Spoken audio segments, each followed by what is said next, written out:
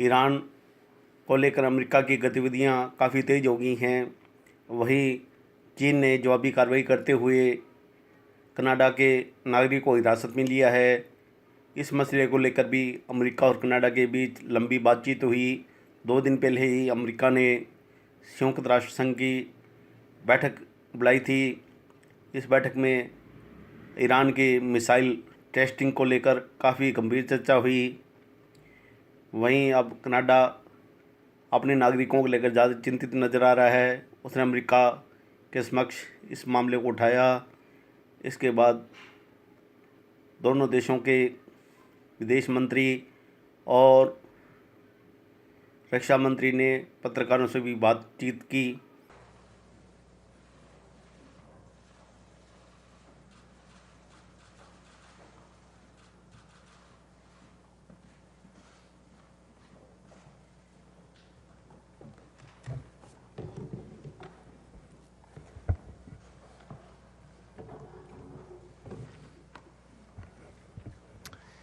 Thank you all for being here with us today.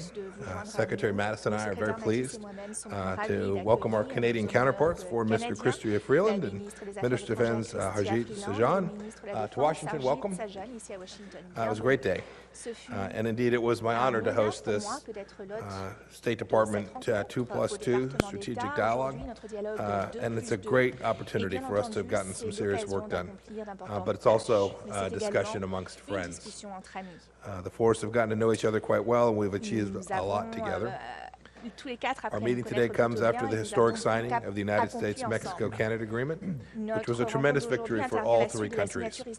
I want to especially thank Minister Freeland for her efforts to make this happen.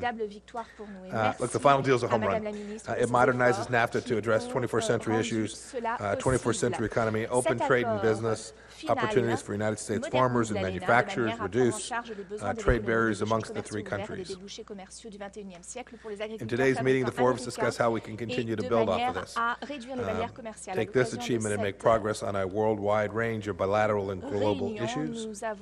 On the bilateral front, we discussed our joint efforts to ensure North America is vigorously protected by both our militaries in close cooperation with one another.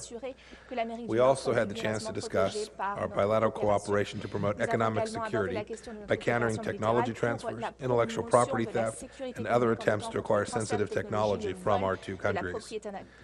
This will enhance security by ensuring our economic competitiveness and preserving our military capabilities. These joint efforts support a comprehensive trading relationship and millions of jobs in our two countries. In addition to domestic priorities, we worked through a range of global issues as well. We talked about our work in collaboration as members of NATO.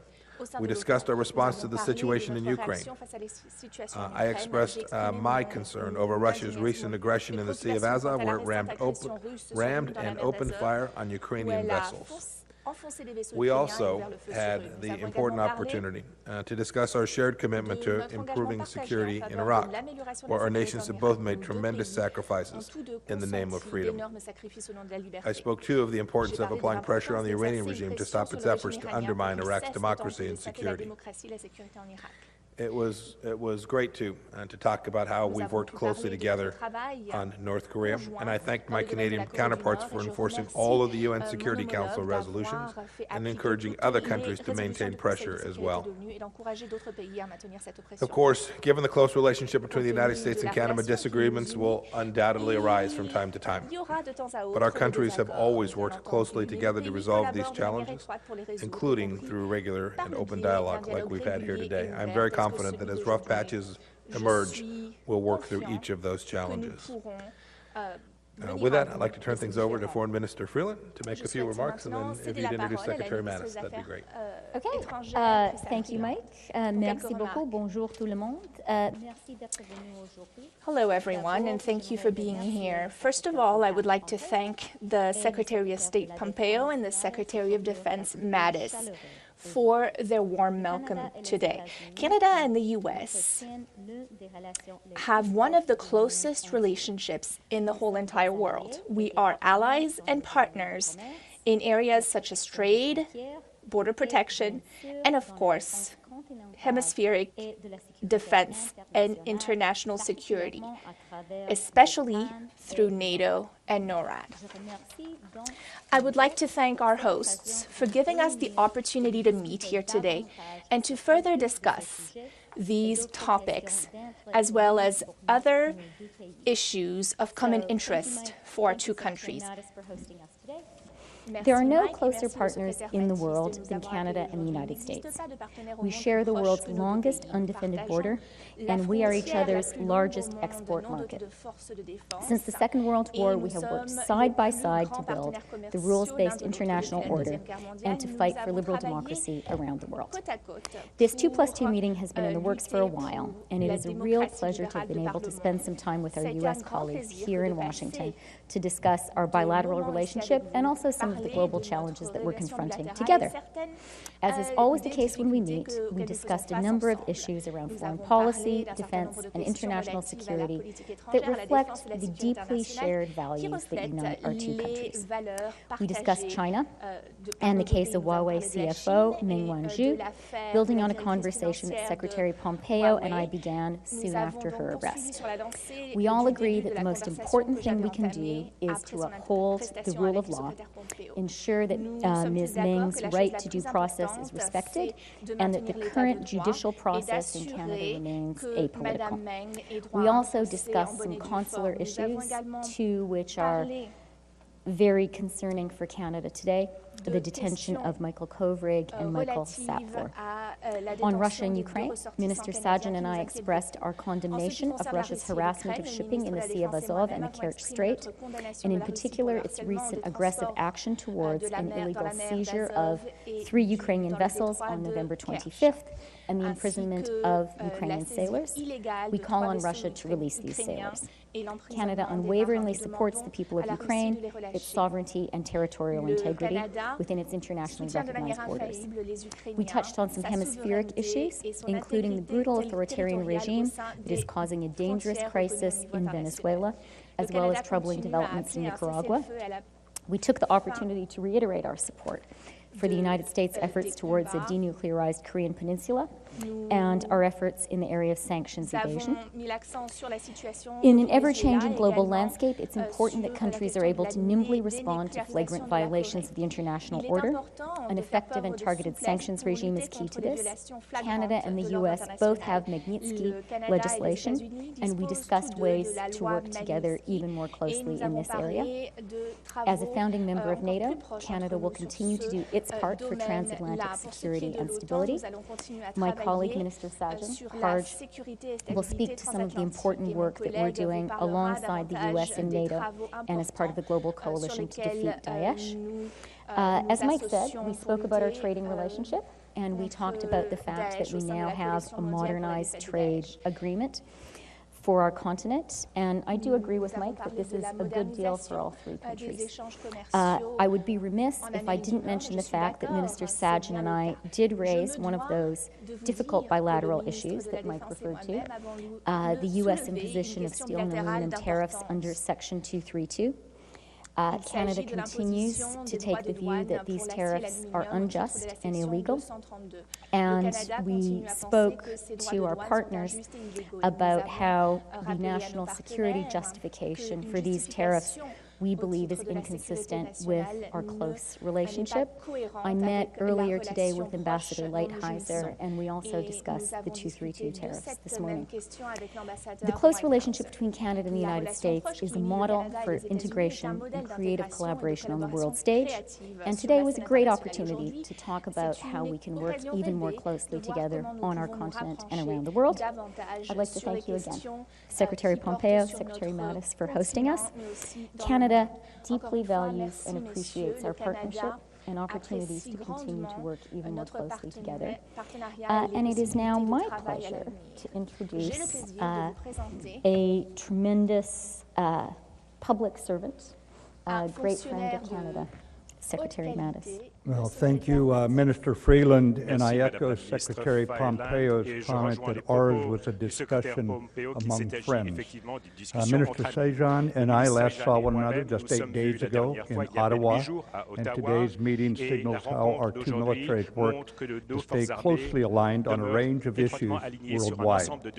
For Americans feel an enduring, almost familiar kinship with Canada, and in my case, it is familial.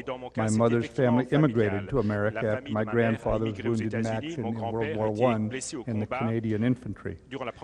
Canadian and American forces have fought bravely alongside each other in the Great War, at Normandy, at Kandahar, Afghanistan, following the 9/11 attack on our country. And today we continue our cooperation in pursuit of our mutual security. We are united in the North American Air Defense Command, where Canadian and U.S. fighters together guard the skies above North America and our 360 million people. We are united in NATO, where we uphold transatlantic unity and stand with European allies against the full scope of Russian malign influence, to include Moscow's recent brazen contempt of international law in the Kerch Strait and action against the Ukrainian people.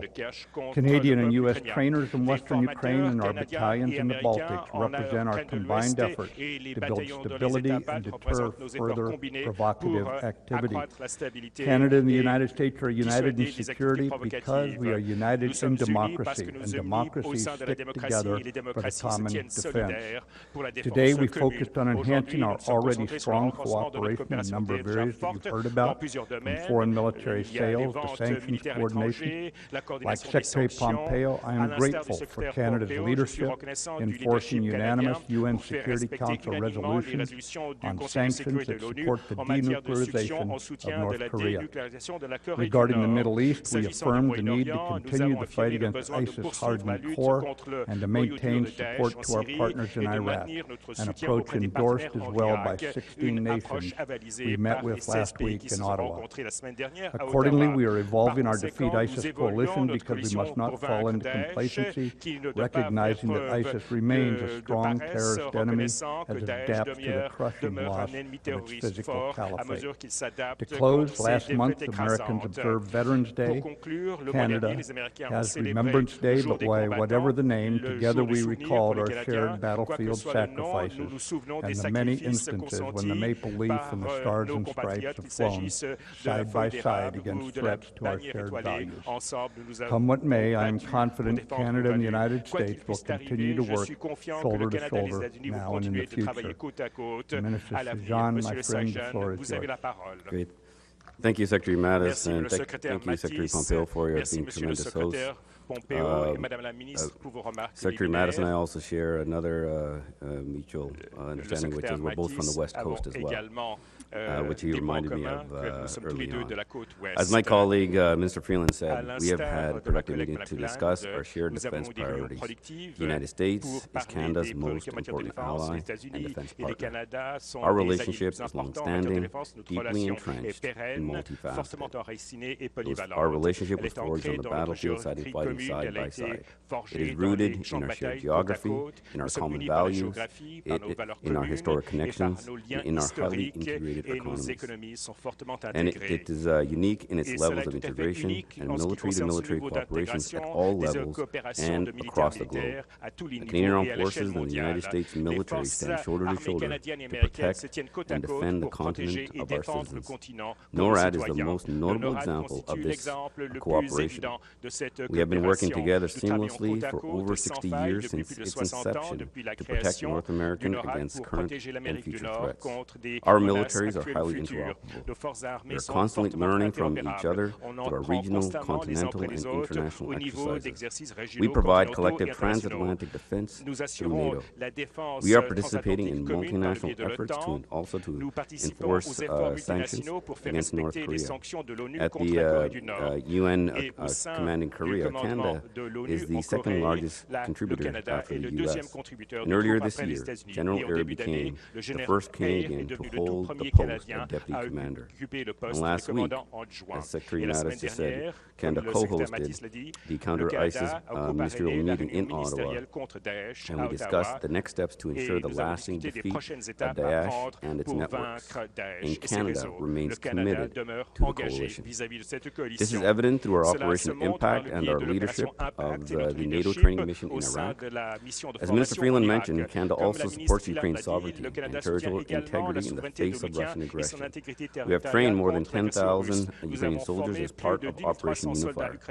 And at any given time, we have about over 800 Canadian Armed Forces members deployed in Operation Reassurance, and they are supporting NATO deterrence measures in Eastern and Central Europe alongside our American allies. Canada is also leading NATO's Enhanced Forward Presence Battle Group in Latvia, similar to the U.S. presence in Poland, and we have recently extended this mission by 4 years.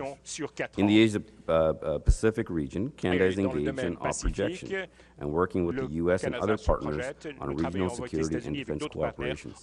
And ladies and gentlemen, these are just a few examples of the depth and breadth of the Canada-U.S. defense partnership.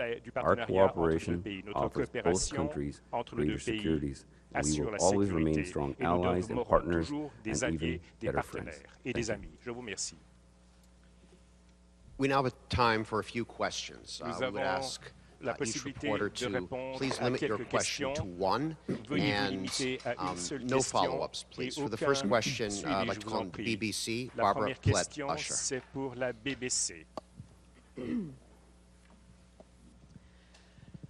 A question to the Secretaries of State and Defense. Yesterday, the Senate voted to withdraw troops from Yemen, or to end U.S. military involvement there, I should say, and to unanimously censor Mohammed bin Salman as responsible for the Khashoggi killing.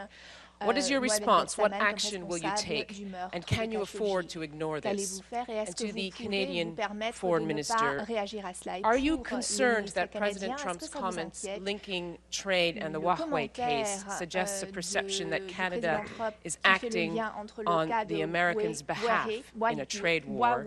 And are you worried that Canada is becoming collateral damage in what is a trade tension between China and the United States? Because China has arrested Canadians, but on the other hand, it has agreed to suspend tariffs on U.S. cars. Perhaps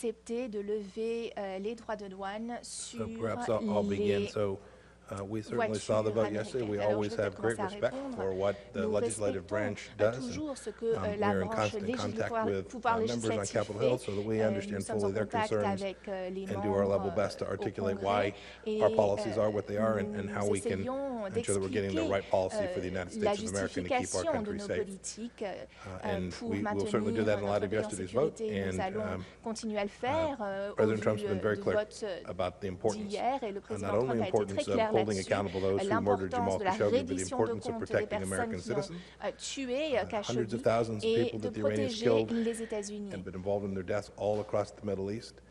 There's real risk to the United States of America. You'll recall that the Iranians and their explosive devices killed hundreds of American soldiers, and President Trump is determined to make sure that we protect America, all the while holding accountable those who committed the heinous murder of Jamal Khashoggi. I don't want to repeat what the Secretary said. I'll just add that besides that vote yesterday in the Senate, which we respect, there was also progress announced by the UN Secretary General in Stockholm to end the war, which required our engagement with all the parties and a strategic approach to ending that war that has gone on too long. Okay, when it comes to the case of the detention of Ms. Meng, Canada is a rule of law country. We believe in honoring our international treaty commitments and in respecting the rule of law and due process in our own country. In the case of Ms. Meng, due process and rule of law in Canada has been scrupulously followed. There has been no political interference in this process. It's very important for Canada that Ms. Meng be treated with full respect and be given full access to due process in Canada, as she has been. She has currently been, by the decision of a Canadian judge, released on bail. When it comes to the rule of law and due process in Canada, including in extradition matters, Canada understands that the rule of law and extradition issues ought not ever to be politicized or used as tools to resolve other issues. And that is the very clear position which Canada expresses to all of its partners. It's the position which I have explained, particularly with regard to rule of law in Canada, in a conversation with the Chinese ambassador to Canada earlier this week. And it's an issue which all of us discuss today. And I do just finally want to say, because you've mentioned the 2 Canadians who are detained in China, it's really important to remember these are human beings. As Foreign Minister, I think for me and for the Prime Minister, there are no issues that touch us more personally and immediately than the detention of Canadians outside our country. We're very, very seized of the issue. We're very concerned about these 2 Canadians, and that is a concern that we discussed in our meeting today. Prochaine question, Christian Latray de Radio-Canada. If you don't mind, I will ask my question in French, and maybe Mrs. Freeland, Mr. Freeland, Je vais poser ma question en français, Madame pour répondre.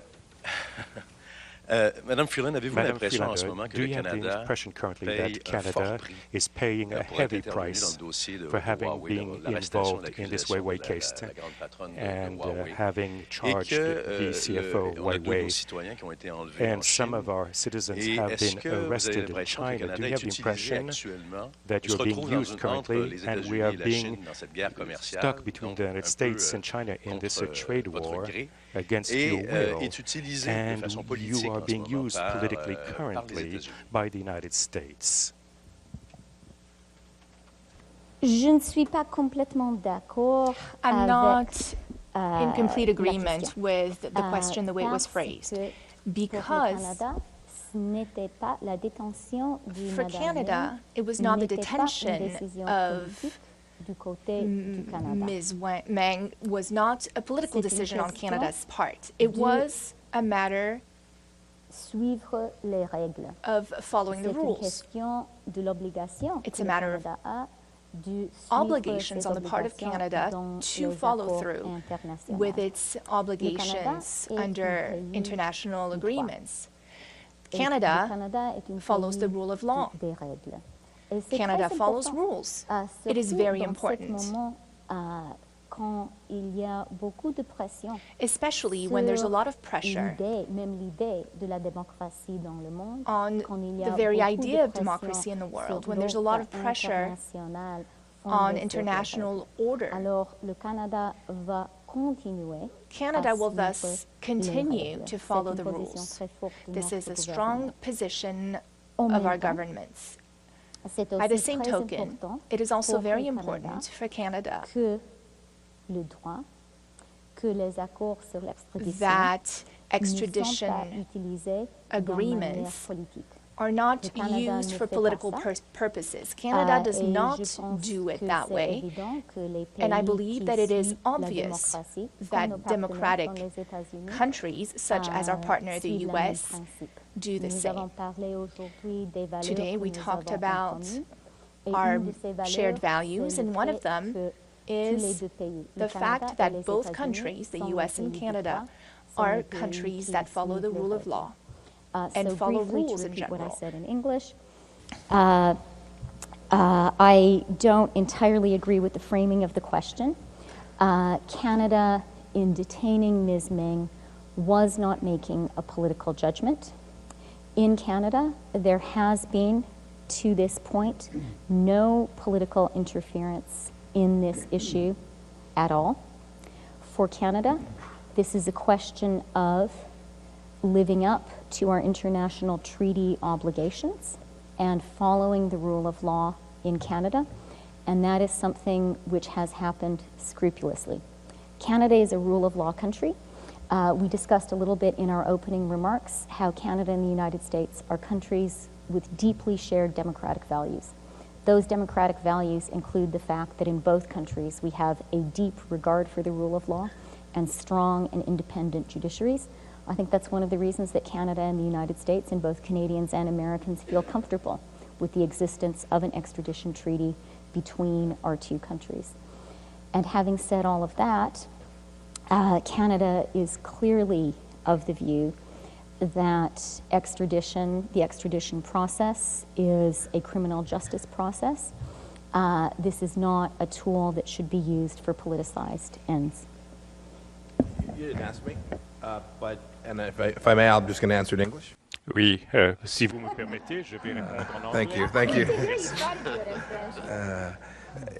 I can't say much about the process because we have a U.S. judicial process that is underway, an extradition process that is underway. I can say this, the unlawful detention of 2 Canadian citizens is unacceptable. They ought to be returned. The United States has stood for that, whether they're our citizens or citizens of other countries. We ask all nations of the world to treat other citizens properly, and the detention of these 2 Canadian citizens in China ought to end. CNN, Elise Labit. CNN, Alice Lavitte. Thank you, Mr. Secretary. I'd like to follow up on your remarks just now. It does seem as if China is using the detention of these 2 Canadian citizens as kind of a bargaining chip on the trade talks between the U.S. And China. And I think the minister alluded to that when she suggested that, these type of detentions are so concerning and shouldn't be politicized. Do you think that's what China's doing here?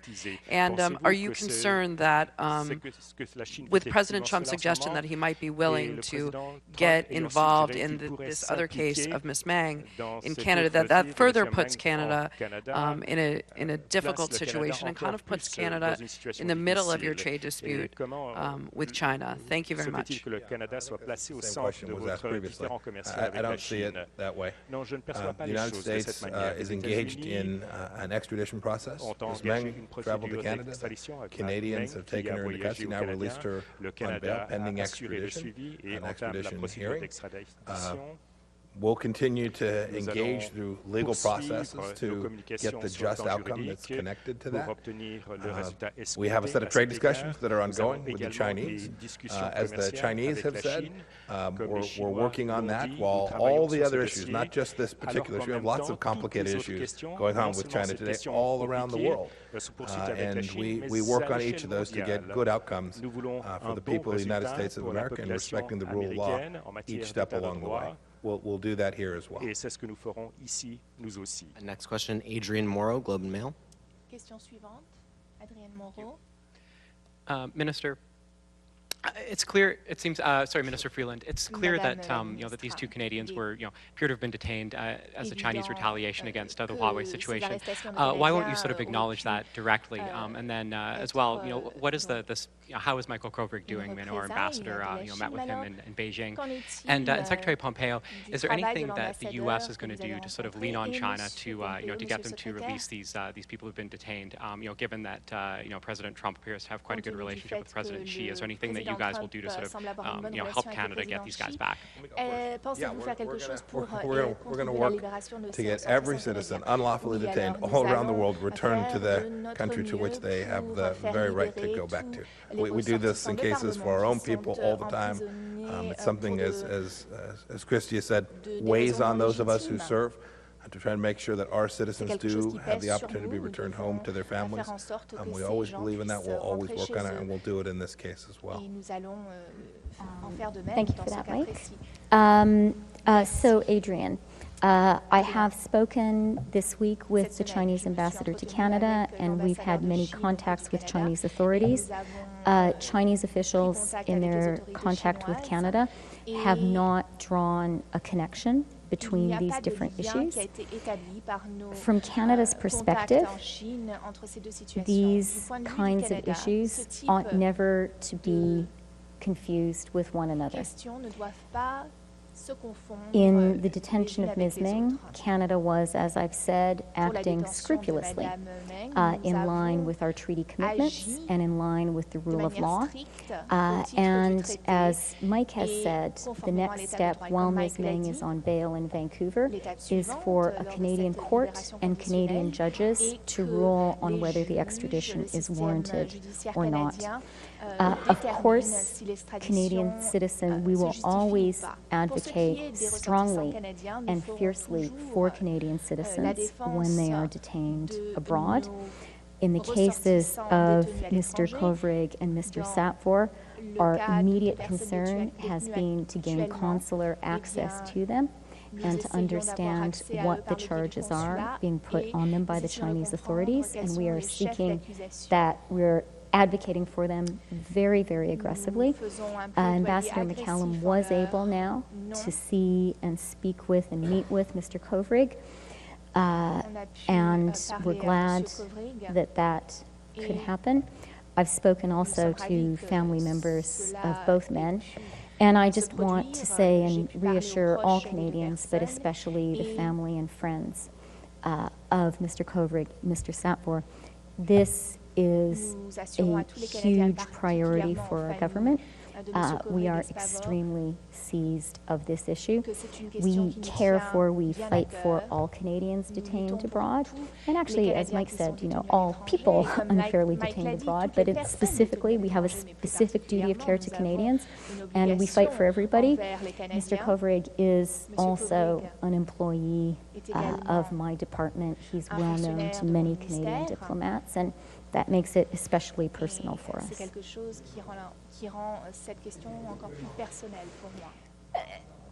You know what? I'm going to respect his privacy and the privacy of his family. We've shared with his family details of the meeting. Thank you all for attending today. That concludes our press conference. Merci beaucoup. Notre conférence de presse prend maintenant fin.